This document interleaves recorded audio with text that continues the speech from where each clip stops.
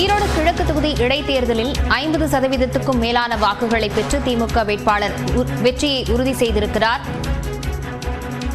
பதிவான 1,54,657 வாக்குகளில் 50% மேலான வாக்குகளை பெற்று திமுக வேட்பாளர் சந்திரகுமார் வெற்றியை உறுதி செய்திருக்கிறார்.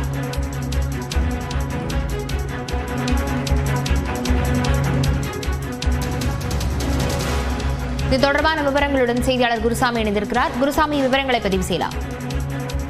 ஈரோடு கிழக்கு சட்டமன்ற தொகுதி இடைத்தேர்தலுக்கான வாக்கு எண்ணிக்கை காலை முதலே நடைபெற்று வருகிறது. மொத்தம் 17 சுற்றுக்களாக இந்த வாக்கு எண்ணிக்கையானது நடத்தப்பட இருக்கிறது. இதுவரை 12 சுற்றுக்கள் வாக்கு எண்ணிக்கை 11 சுற்றுக்கள் இதுவரை முழுமையாக நிறைவடைந்திருக்கிறது. 12வது சுற்று வாக்கு எண்ணிக்கைக்கான பணிகள் தற்போது நடைபெற்றுக் கொண்டிருக்கிறது. இந்நிலையில் இந்த இடைத்தேர்தலில் மொத்தம் 1,54,657 வாக்குகள் பதிவாகி இருந்தது.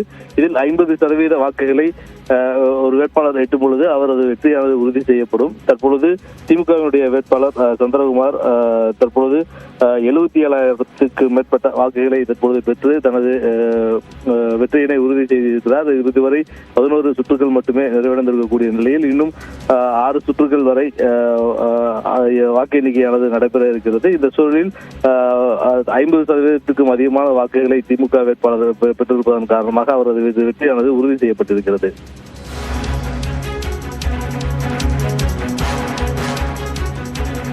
தற்போது 11வது சுற்று முடிவில் 76,278 வாக்குகளை சந்திரகுமார் பெற்றிருக்கிறார். இன்னும் எத்தனை சுற்றுகள் மீதம் இருக்கிறது குருசாமி?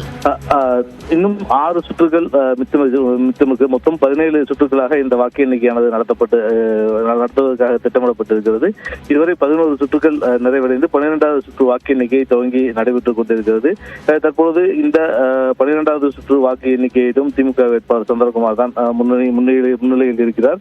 ஏற்கனவே 11வது சுற்று வரை 76,278 வாக்குகள் அவர் பெற்றிருந்தார். 77,328 வாக்குகள் பெற்றாலே 50% பெற்றதற்கான கணக்கீடாக எடுத்துக் கொள்ளப்படும். தற்பொழுது அந்த கணக்கீட்டை திமுக வேட்பாளர் சந்திரகுமார் தற்போது எட்டியிருக்கிறார். 50% வாக்குகளை அவர் பெற்றிருக்கிறார். இன்னும் 6 சுற்றுகள் வரை இருப்பதன் காரணமாக அவரது வெற்றிக்கான விகிதம் இன்னும் அதிகரிக்கும்.